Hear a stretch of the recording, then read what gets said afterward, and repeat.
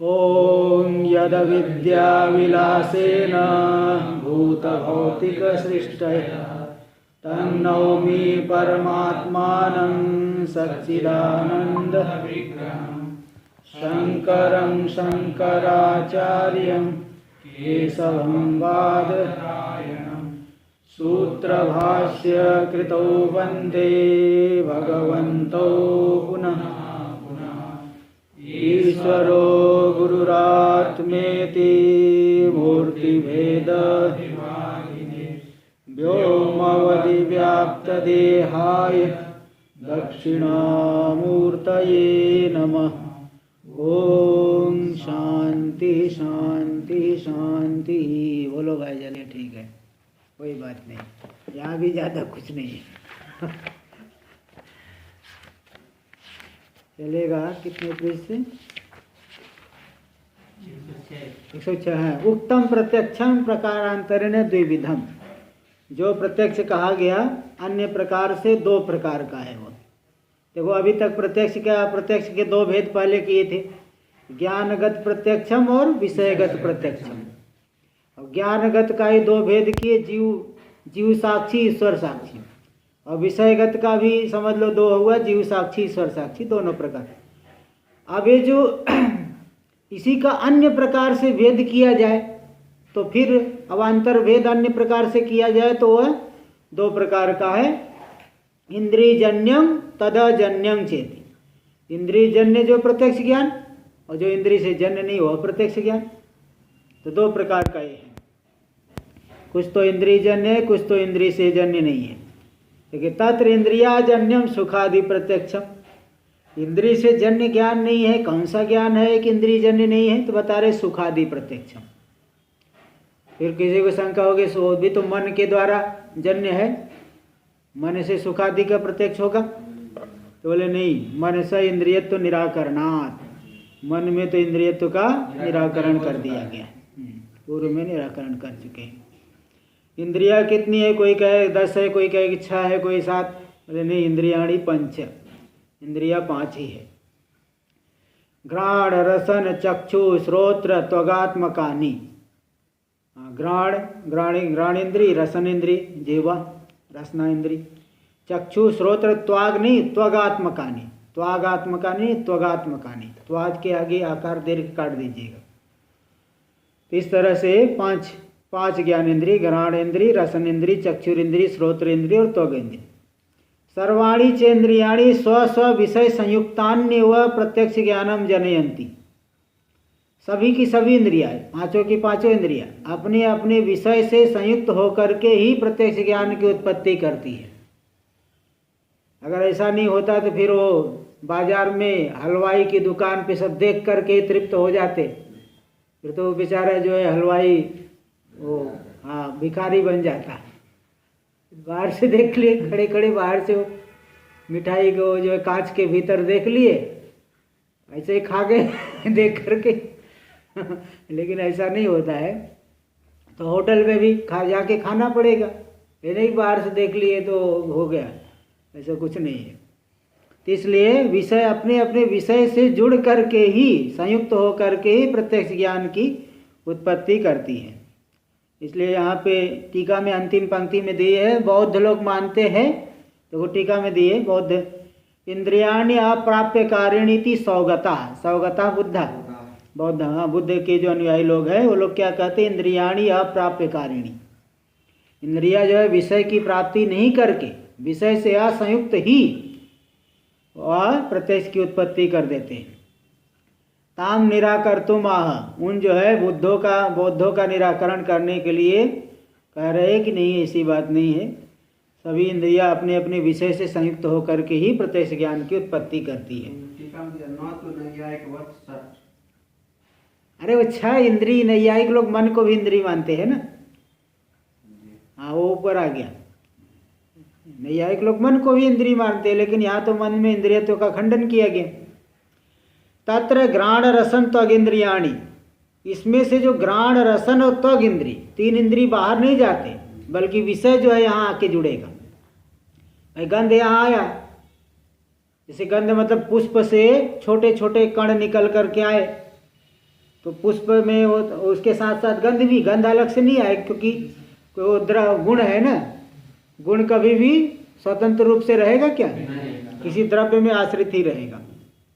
इसलिए जब पुष्प के छोटे छोटे कण निकल करके आए, आकर के हमारी नाक में जुड़ेंगे, तब हमको गंध का ज्ञान, यानी ना ये जो घ्राण इंद्री है, रसन इंद्री और त्वग इंद्री, ये तीनों अपनी जगह पे स्थित रहेंगे, विषय यहाँ जाएगा।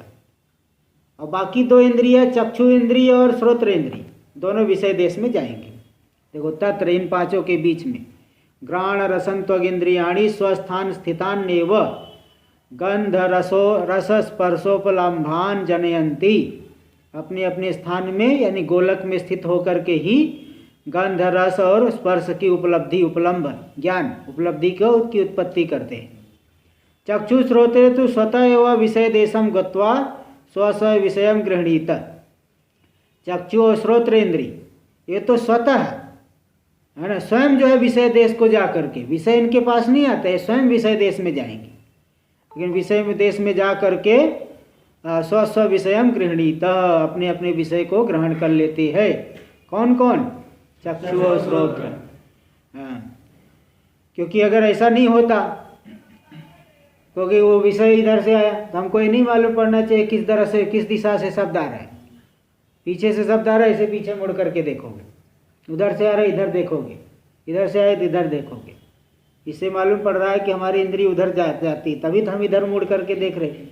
नहीं तो अगर वहाँ से आ करके अंदर जा करके हमको ग्रहण हो रहा है, तो चाहे इधर से आए, चाहे उधर से आए, चाहे इधर से आए, कहीं से तो अंदर चले गए, हमको क्या मतलब। तो इसलिए वो इससे सिद्ध हो रहा है कि विषय देश में श्रोत्र इंद्री जाती है, तभी मालूम पड़ता है किस दिशा से शब्द आया है। तब उसमें भी अब वे लोग कहते हैं कि नैयायिक लोग भी फिर खंडन करते हैं। वो क्या कहते हैं, अगर विषय देश में जाती है तो दूर में कोई आवाज़ हुआ तो वहाँ पास वाले को तेज सुनाई पड़ेगा, यहाँ वाले को कम सुनाई पड़ेगा। तो जब हमारी कर्ण इंद्री वहाँ गई है तो धीमा क्यों सुनाई पड़ता है, पास आने पे तेज सुनाई पड़ता है, दूर से आने पे, कोई गाड़ी है दूर में है बहुत कम आवाज़ आएगी, पास में है तो तेजी से आएगी। तो फिर ऐसा क्या, अगर हमारी कर्ण इंद्री वहाँ जा रही है तो तेज आवाज़ आना चाहिए ना। अब इसमें ये समाधान भाई चलो इंद्री यहाँ निकल के गई तो थोड़ा जो है पूरी थोड़ी निकल के जाती है कुछ, इसलिए वहाँ कुछ इस तरह से। बाकी ये तो स्पष्ट है कि हम पीछे आगे पीछे मुड़ करके देखते आवाज़ को सुन करके, जिस दिशा में आवाज़ आती उधर मुड़ करके व्यक्ति देखता है। इसलिए ये सिद्ध हो रहा है कि हमारी कर्ण इंद्री भी जाती है विषय देश में। श्रोत्रस्यापि चक्षुरादिवत परिच्छिन्नतया, श्रोत्र इंद्री भी चक्षुरादि इंद्रियों के समान परिच्छिन्न होने से, परिच्छिन्न कोई व्यापक थोड़ी है कि जा नहीं सकती, परिच्छिन्न है। इसलिए भेरी आदि देश गमन संभवात, भेरी आदि नगाड़ा आदि जहाँ बज रहा है उस देश में गमन संभव है। अतएव अनुभव, इसलिए अनुभव होता है। भेरी शब्दों मया श्रुतः, भेरी शब्द मेरे द्वारा सुना गया, भेरी का दंग नगाड़े का शब्द सुना, ऐसा जो है ये मालूम पड़ता है। ये नहीं सब मालूम होता कि भेरी शब्द मेरे पास आया, मेरे द्वारा मैं जा कर के सुना, यानी मेरी इंद्री वहाँ गई है, ऐसा मालूम पड़ता है। बीची की तरंग आदि न्याय ना, फिर बोले नहीं, जैसे नैयायिक लोग मानते हैं कि बीची तरंग, पहले पत्थर मारे तालाब में, एक बीची यानी पहले एक छोटी तरंग, फिर उससे बड़ी बीची यानी छोटी तरंग, और तरंग यानी बड़ी तरंग। तो बीची तरंग, पहले एक छोटी तरंग उठेगी, फिर उससे बड़ी, फिर उससे एक छोटी तरंग, फिर उससे बड़ी, ऐसे ऐसे पूरे फैल जाएगी। ऐसे वहाँ पे शब्द की उत्पत्ति देश में एक शब्द उठा, उससे फिर दसों दिशाओं में फिर जो है एक और शब्द उठा जो थोड़ा और व्यापक है, तीसरा एक और शब्द उठा और व्यापक है, चौथा और एक शब्द उठा और व्यापक है। ऐसे ऐसे करके हमारे कान के भीतर जाएगा, कर्णेंद्री के भीतर गया, तब जाके हम सुनते हैं। तो बोले ये सब कल्पना करना, अनंत शब्द की उत्पत्ति, अनंत शब्द का प्राग अभाव, ये कितना दोष है। अनंत शब्द का ध्वंस, उत्पत्ति, प्राग अभाव, ये सब मानने में कितना महादान्याय्यम, बहुत अयुक्ति संगत है। इसी प्रकार कदम मुकुल और भी अधिक गौरव है। कदम मुकुल न्याय क्या है? कदम्ब के जैसे वो मुकुल में एक पहले पुष्प, एक छोटा सा पंखुड़ी, उसके चारों तरफ 10 है ना। इसी प्रकार पहले एक शब्द, उसके बाद 10 दिशाओं में 10 शब्द, फिर उस एक शब्द, एक एक शब्द से फिर और एक 10 दिशा, 10 शब्दों से फिर कितने शब्द हो जाएंगे? 100 से कितने? 1000, ऐसे ऐसे 10 गुना होते जाएंगे। बताओ कितने शब्द उत्पत्ति कराओगे? इसलिए ये बहुत असमीचीन है। बीची तरंग आदि से कदम मुकुल न्याय, इन न्यायों से कि अलग नाना प्रकार के शब्द उत्पन्न होते हैं। तो अनंत शब्द की उत्पत्ति, अनंत शब्द का प्राग भाव, अनंत शब्द का ध्वंस, ये सब कल्पना करना अयुक्ति संगत, युक्ति संगत नहीं है। इसलिए बीची तरंगादि न्यायन कर्ण सस्कुली प्रदेशे अनंत शब्दोत्पत्ति कल्पना गौरवम, अनंत शब्द की उत्पत्ति कल्पना करना ये गौरव है। और भेरी शब्दों मया श्रुति इति प्रत्यक्ष से ब्रह्मत्व कल्पना गौरवम न स्यात्। बोले आपकी मान ले, कैसे मान ले? श्रोत्र इंद्री जाती है भी कैसे बोले? क्योंकि हमको प्रत्यक्ष होता है। भेरी शब्दों मया श्रुतः, भेरी शब्द मेरे द्वारा सुना गया, इसलिए मेरे द्वारा सुना गया। ऐसा नहीं अनुभव होता है कि वहाँ मेरे पास आया, ऐसा अनुभव नहीं होता। इसलिए जो भेरी शब्द मेरे द्वारा सुना गया, ये जो प्रत्यक्ष है, इसको ब्रह्म मानना, ब्रह्मत्व कल्पना, ये भी गौरव होगा। इसलिए प्रत्यक्ष के भी आधार पर सिद्ध हो रहा है कि हमारी कर्ण इंद्री जाती है। तदेवं व्याख्यातम प्रत्यक्षम, इस तरह से प्रत्यक्ष की व्याख्या हो गई। अब जाके प्रत्यक्ष प्रमाण पूरा हो गया, प्रत्यक्ष खंड पूरा हो। इसको बदल दो।